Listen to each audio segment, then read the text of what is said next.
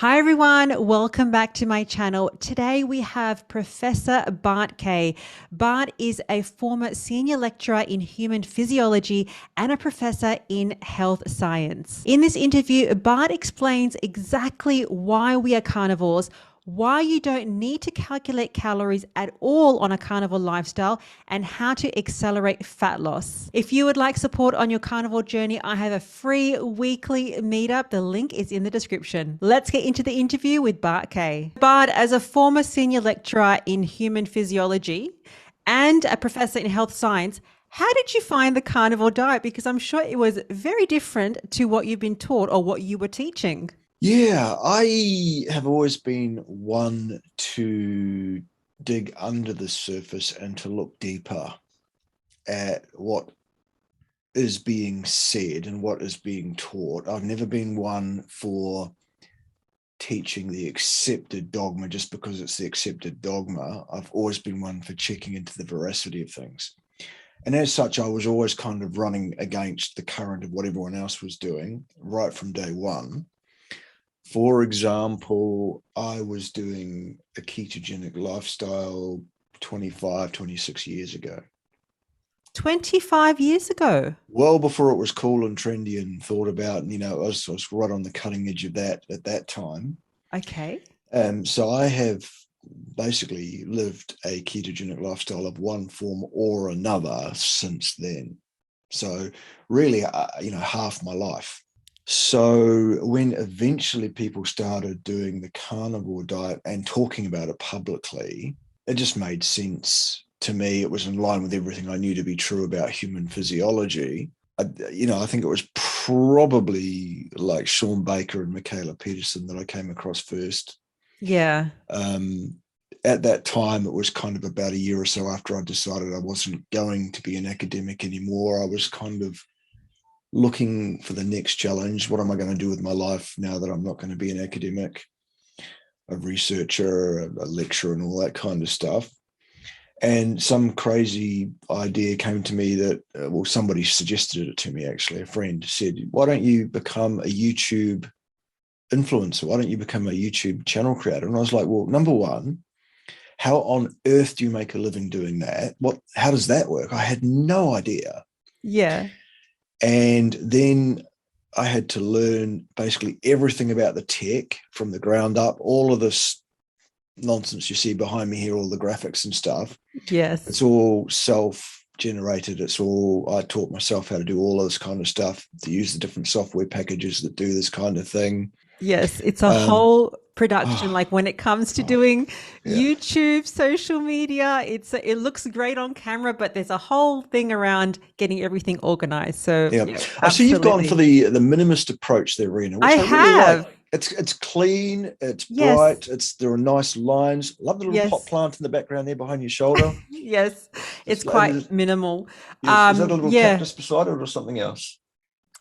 That's a little Buddha. So All I'm right, very good, much good. into mindset and Stoicism and Mm, Buddhism. So along with the carnivore lifestyle, I love to say that carnivore cures, but mindset matters. So focusing on what we eat, but also focusing on how we train our thoughts, how we show up every day is very much geared towards our happiness. So as a segue, that's the Buddha, that's a little plant and the minimalist background. So awesome, love it. yeah, I love it. So, in terms of finding carnivore and switching from what you were teaching as a former senior lecturer, Mm. how did you go in terms of transitioning from keto to carnivore? How did you start? Okay, so my transition from a largely ketogenic approach to life to a sort of near fully carnivore approach happened over 12 months or so. Okay. And it was actually after I had exited the scene, stage left. See ya, I'm not going to be a lecturer anymore. I resign. We're out of here. In academia, like many areas that you can work in, there's always somebody who wants to tell you how to suck eggs and tell you what you can say and what you can't say and all of this, that, and the other thing. And I spent really about a quarter of a century in academia, swimming against the current, refusing to comply with such edicts, and just saying, actually, at the end of the day, as an academic, the law of the land guarantees me the right absolutely to hold and espouse any opinion I should see fit, whether it's popular or not, actually. Yes. And I'm not going to be told what to say. I'm not, if you employed me precisely because I stood out from the crowd in the interview and I said, I bring something different to the table. Yes. So don't now turn around and tell me, no, we want you to comply. That's crazy. It makes absolutely no sense. So, yeah, I mean, that's the main reason that I quit academia. Actually, at the end of the academic year in 2018 was when I did that. What's so interesting about you is that, as you said, that you challenge the dogma and you understand underneath what is, I mean, from a human physiology point of view, what us humans and why we are carnivores. So can you explain for those that might not know, that might follow a carnivore diet or might be wanting to follow a carnivore diet, from an ancestral or anthropology point of view, why are we carnivores? Right. Okay. So the science that underpins this argument does not come from the field of human nutrition science, because that field does not actually exist. There is a ring-fenced area of basically what I'll have to refer to as ideologically driven pseudo-scientific crackpottery. It's all bought and paid for. That is called human nutrition science. Science is an interventional undertaking. If you want to talk about this causes that, a cause and effect relationship, what you're required to do as a scientist is you're required to properly select two random subpopulations representative of the population you want to extrapolate to. You have to make sure that your two populations are absolutely identical in every respect, except for the one thing that you're going to intervene on, some aspect of the diet. Then what you have to do is you have to keep those people under lock and key and observation 24 hours a day, 7 days a week, to make sure they are complying with what they should be doing and not breaking the rules. And if you want to make comments about people's long-term hard health outcomes as that relates to diet over multiple decades, then that's how long you've got to keep them locked in labs. Yes. So good luck getting ethics or finance to do such work. It does not exist. Yes. What we have is a bunch of nonsense in the area of the pseudo-scientific field of human nutrition science. None of it has any real value in terms of cause and effect stuff. What we have is epidemiology, which is able to look at associations between factors loosely with no control whatsoever, and make assertions about what might be related to what in an associative fashion.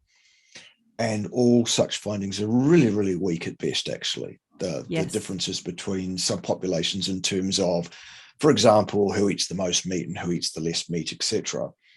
The differences in things like mortality rates, that's dying from any cause, or cancer or heart disease or anything else, are all so close to zero as makes absolutely no odds. And there's really nothing to take home. There's nothing there that would say to you, Rina, you ought to change your diet on the basis of this epidemiology, because this is a really powerful finding. There just isn't anything like that in existence. It's the actual science that I look at that tells me what human beings should do, how we should eat, is a thing called stable isotope testing. Here's what some actual scientists that do actual science did.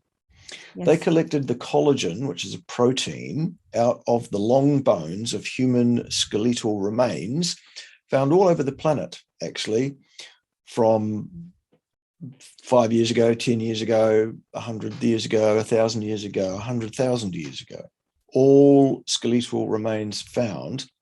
There tends to be some collagen protein which is viable, which still exists even after hundreds of thousands of years in these bones. Yes. And we can test the isotopes of the nitrogen and the carbon in that protein inside those bones. And that tells the scientist precisely what the makeup of that individual's diet was. As it turns out, in every case of all human skeletal remains that have ever been measured, of all ages up to and including hundreds of thousands of years old, found anywhere on the planet, they all agree within about a 5% range of what the makeup of the diet was. And it was 80% plus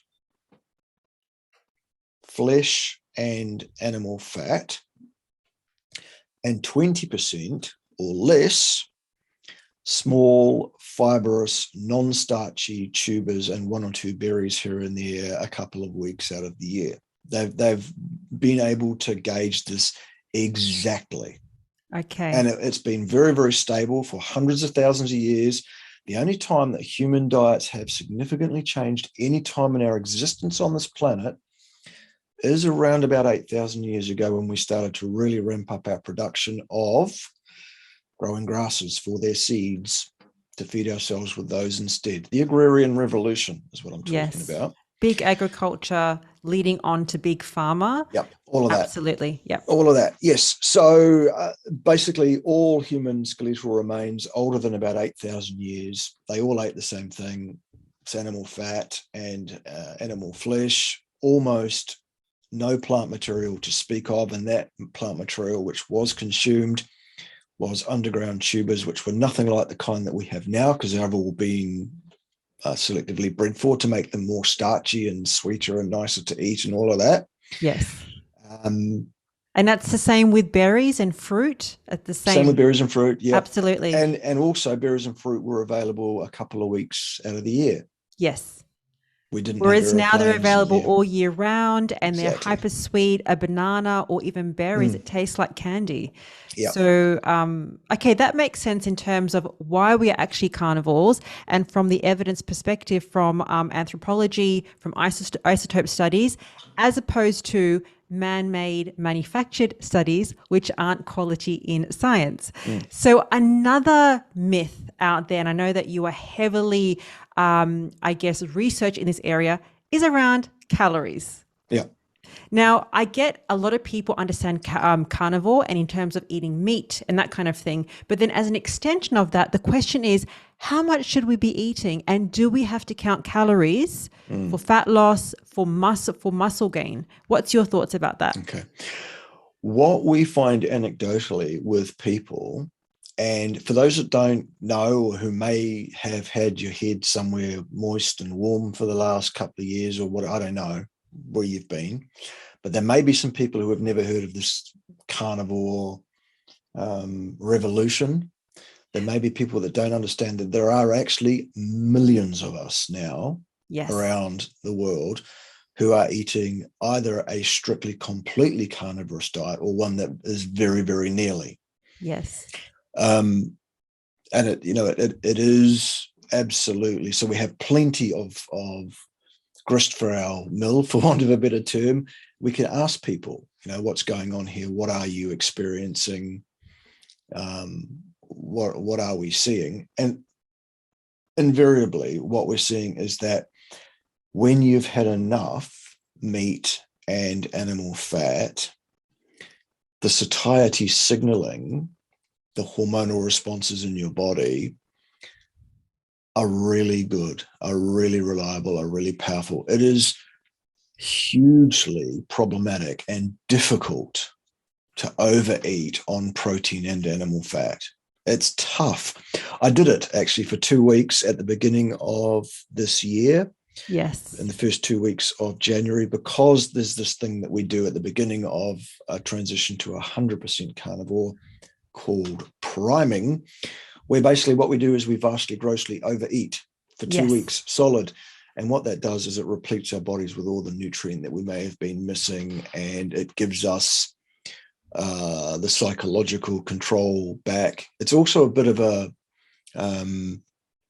it's like a reset as well, like resetting your body. Yeah. But what's interesting about your carnivore challenge, 100% carnivore challenge, is that, and this is going back to calories, is that you actually, I think you ate 5 times the amount of calories. Yep.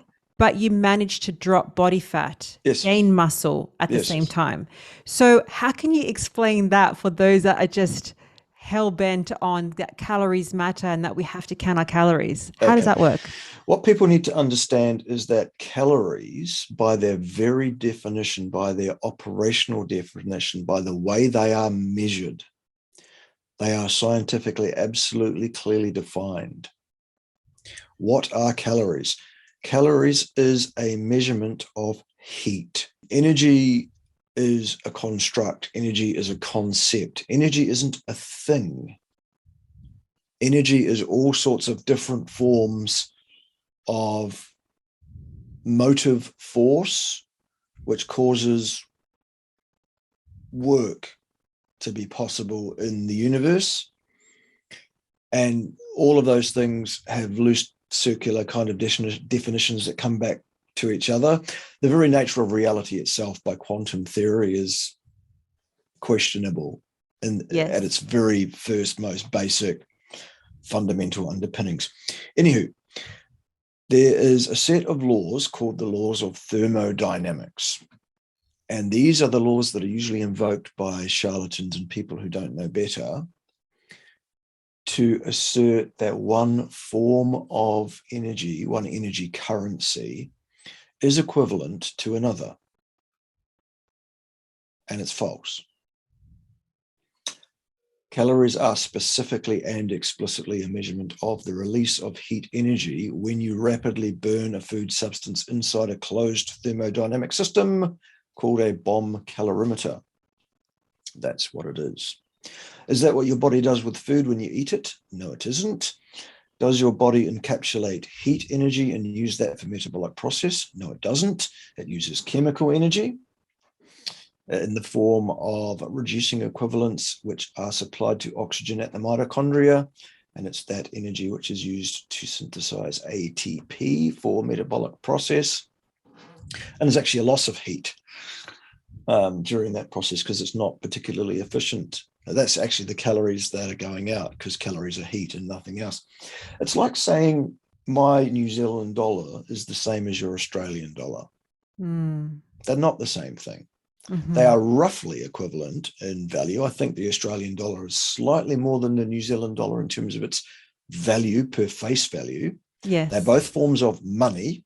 Yes. They're both things that can be transacted for goods and services. However, I cannot take my New Zealand dollar into a deli in Australia and hand them that piece of paper and say, give me some goods, because they won't. Yes. It's not the same thing. And I guess that's my argument, is that heat energy is not the energy currency of the human system. And I've done many, many videos arguing the exactitudes of the science behind this line of argumentation.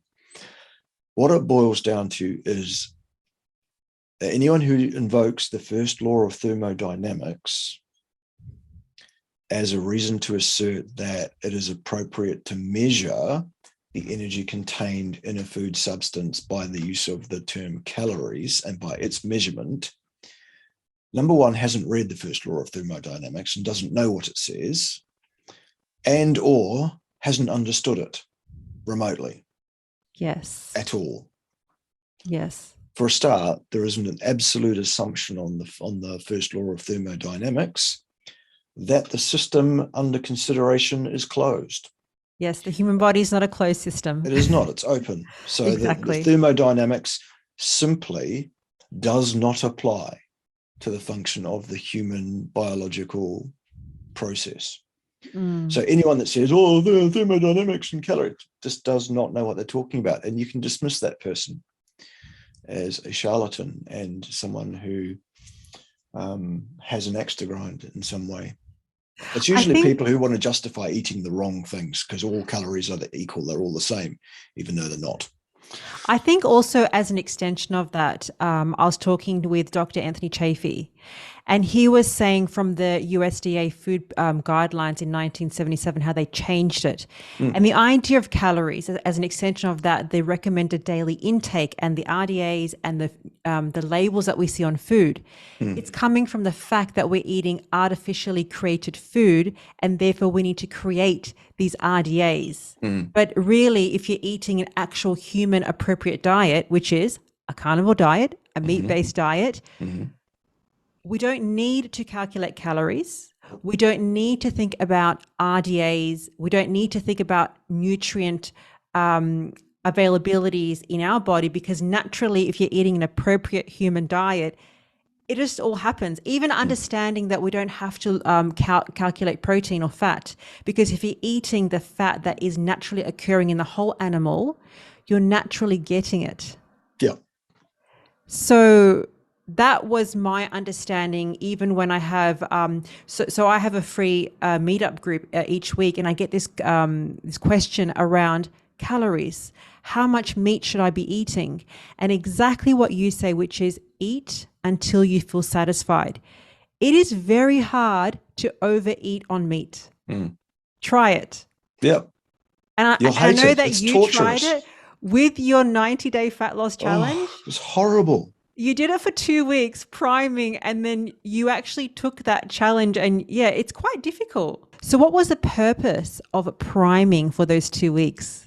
Yeah, so it's a couple of things. It's number one, it makes sure that you have replaced all the nutrient that's probably missing, because most people are running a deficiency in terms of nutrient, because even with quite good diets that aren't perfect, most people are missing certain nutrients and not getting enough of those things. Even at the macro level, not enough protein for a lot of people, for example, not enough iron for a lot of people, specific amino acids, as well as protein at large, for example, getting the balances right on all of that. People that have been avoiding fat will be missing fat-soluble micronutrients, et cetera, et cetera, et cetera. So we've got to make sure everything you need is in your body at the onset of the challenge to go 100% carnivore. And so we do a 2-week period of priming up front to make sure that it's there. There are no overdrafts at the beginning. We're good to go. We have everything on board that we need. That's part of it. Another part of it is it's a psychological thing. It gives you food freedom, because actually by the end of that 2 weeks, it's not true, but you feel like if I never see food again in my life or eat again ever, that'll be too soon, because food becomes a source of torment, I guess, rather than a source of joy. And frankly, I've said it often, if your one source of joy in the world is food, I seriously suggest you have a look at your life. Well, it's true. If you feel that food is in abundance, so even though you feel that you're overeating, I really don't want to consume anymore, because what you're eating is in abundance. There's no restriction around what you're eating. So your brain doesn't have to think, I need to get more of this because I'm not going to get it another time. And You're quite right in terms, and it's a very hard thing to coach people and to tell people that if food is a joy of your life, there is so many other joys in life that you can have. And actually food should serve as feeding you nutrients so that you can find joy in other things that you love. Absolutely. And here's another one you can use if you like. To tell people this. It's very hard. And here's another one you can use. Yeah. The reason that we eat is so that we might live. It is not the other way around. It's very true. Yep. So that's one you can use. You can have that for free. Well, I'm going to use that. It's easy. Good. But I think people, even if you say that, they associate food with a lot of social connection, with a lot of eating out. And then to bypass that, because it is quite hard to be strictly 100% carnivore, even doing that fat loss challenge for 2 weeks, you almost have to feel that you have to stay at home. And I like to teach people how to eat carnivore, but also how to have that family connection, friends connection, and live your life. How did you do that from your perspective? Tim and I, my partner and myself, are quite Yes. insular, to be fair. Okay. I would see family and friends once a year if we're lucky. Really? Yeah, that's all. Oh, wow. There's me, there's her, there's two small furry dogs, there's one small, very, very gobby yellow teddy bear that lives here in this house. And there's what I do with folks online. That's my kind of social outlet largely. Oh, I play cricket, so I have some contacts from the cricket club. okay. Um, So basically, eating carnivore for you is really easy yeah, because you are majority of the time eating at home. pretty much. Yeah, we really go out. And if we do, I'm perfectly happy to get a plate of meat together. And, just because something is offered to you or is there doesn't mean you have to have it. And Yes. once you've been through a process of priming, you actually do have that control. You do have that impulse control. You have that food freedom. You can say, actually, no, thanks, I don't want that. And It's it's true. not like you're denying yourself something. Yes. What you're actually doing is Absolutely. preventing a problem that you will have if you didn't deny yourself that thing. If you want to think about it as denial. I think also a lot of people, when it comes to carnivore, they want to go straight to that fat loss. They Mm, want to achieve the fat loss. And I know that previously when we spoke, you wanted to get those six pack abs. yeah. So, in terms of the priming, and then what happens after that, is the idea to achieve fat loss or is it to regulate your hormones? What's your idea around the priming, and then what happens after that in Part your of the fat loss priming, challenge? yeah. Part of the priming is to get the hormonal balances all under control and get things running the way they should be. Make sure all the nutrients are on board. Give you the psychological control to say no to food or Yeah. food-like substances that are offered to you in various places and times. And then it's a progressive return to a more sensible eating pattern of one meal a day. There's a small amount of fasting that comes in later in a 90-day program as well, Yes. where you will not eat every other day because actually, as it turns out, ancestrally, we didn't necessarily eat every single day, let alone multiple times a day. What generally happened is the tribe would take down a prey animal and there'd be feasting and carrying on and celebrating of that and party time. And then there will be probably a lean period, frankly, after that until the next animal can be taken down, whatever. So this whole idea that we need to keep poking in more and more and more food multiple times a day, every single day of our lives, is just wrong, actually. And given that these satiety signals are really, really good on meat and fat, you don't overeat. It's actually a really easy thing to do, especially if you have primed appropriately and successfully at the beginning up front. Everything's on board, and you're more than happy actually to do the rolling 48-hour fasting, and which is just not eating on every other day. For me, fasting starts at 3 days metabolically. Anything shorter than that is just not eating at that time. That's just my operational definition for metabolic reasons. And when you say fasting mode, is that autophagy healing, autophagy fasting? It's the reset of your immune system. It's Right. a reasonable release of adult stem cells into circulation. It's the whole cleanup and repair and detox and all of that kind of stuff. Doesn't happen until you've been fasting about 3 days, or doesn't get up to anything like full speed until that period of time. And so that's my reason for defining fasting as starting at 3 days. And do you still do that? Like, so now that you're finished your fasting challenge, Yeah. your fat loss challenge, how often are you eating and what are you eating? Okay.